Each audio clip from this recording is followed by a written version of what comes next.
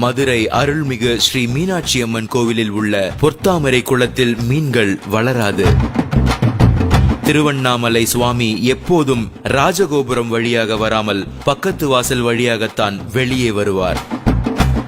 எல்லா திருத்தலங்களிலும் பெருமாளின் இடது கையில்தான் சங்கு காணப்பெறும். திருக்கோவிலூரில் மட்டும் வலது கையில் சங்கு வைத்துள்ளார்.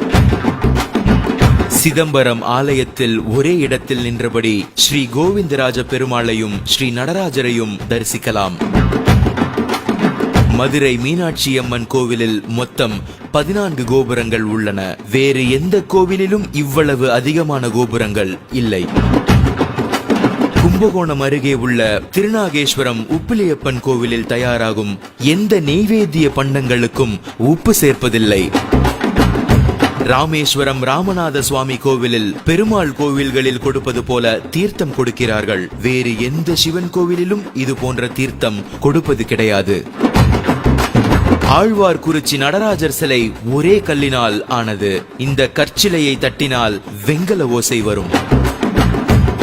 ரத்னகிரி மலையில் உள்ள முருகனுக்கு அபிஷேகம் செய்யும் பால் சிறிது நேரத்தில் தயிராக மாறும் அதிசயம் நடக்கிறது. மூலவரே வீதி வலம் வருவது சிதம்பரம் நடராஜர் மட்டுமே. குளித்தலை மணப்பாறை வழியில் ஐவர் மலை என்ற ரத்தினகிரி மலை உள்ளது. இம்மலை மேல் காகங்கள் பறப்பதில்லை. கன்னியாகுமரி மாவட்டம் தக்கலை அருகிலுள்ள கேரளபுரத்தில் சிவபெருமானுக்கு கோவில் உள்ளது. இங்கு அரச மரத்தடியில் நிறம் மாறும் அதிசய விநாயகர் இருக்கிறார். ஆவணி மாதத்திலிருந்து 6 மாதங்கள் வெள்ளை நிறமாகவும், மாசி மாதத்திலிருந்து 6 மாதங்கள் கருப்பு நிறமாகவும் மாறிவிடுகிறார். சந்திரகாந்த கல்லால் உருவாக்கப்பட்ட இந்த சிலைக்கு இப்படி ஒரு சக்தி இருக்கிறது.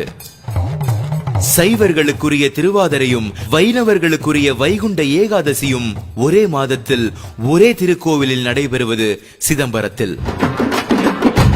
இமயமலை சாரலில் இருக்கும் திருத்தலங்களில் ஒன்று பத்ரிநாத். மே மாதம் முதல் வாரம் நடை திறப்பார்கள். நவம்பர் மாதம் முதல் வாரத்தில் மூடுவார்கள். நவம்பரில் கோவிலை மூடும் போது ஒரு தீபம் ஏற்றுவார்கள். அந்த தீபம் மீண்டும் கோவில் திறக்கப்படும் வரை, அதாவது 6 மாதம் எரிந்து கொண்டே இருக்கும். காசி நகரை சுற்றி 45 மைல் எல்லை வரை கருடன் பறப்பதில்லை. சமயபுரம் ஸ்ரீ மாரியம்மன் உட்கார்ந்த கோலத்தில் மிகப்பெரிய திருமேனி. இவ்வளவு பெரிய ரூபமுள்ள அம்பிகை வேறு எந்த கர்ப்ப கிரகத்திலும் இல்லை.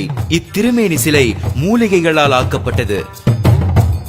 தேனி மாவட்டம் கம்பம் அருகிலுள்ள சுருளிமலை குகையில் விபூதி அள்ள அள்ள வந்து கொண்டே இருக்கும். இந்த குகைக்கு பெயர் திருநீர் குகை.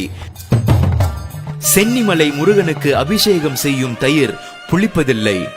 இவை அனைத்தையும் கேட்கும் பொழுது வெறும் ஆன்மீகம் மட்டுமல்ல, இதற்குள் அறிவியலும் புதைந்து கிடக்கிறது என்பதை நம்மால் உணர முடிகிறது. வாழ்க முன்னோர்கள், வளர்க நம் வாழ்வியல். இதை போன்ற அதிசயங்கள் உங்களுக்கும் தெரிந்தால் கமெண்ட் செய்யுங்கள். இதை மற்றவர்களுக்கு தெரிவிக்க ஷேர் செய்யுங்கள்.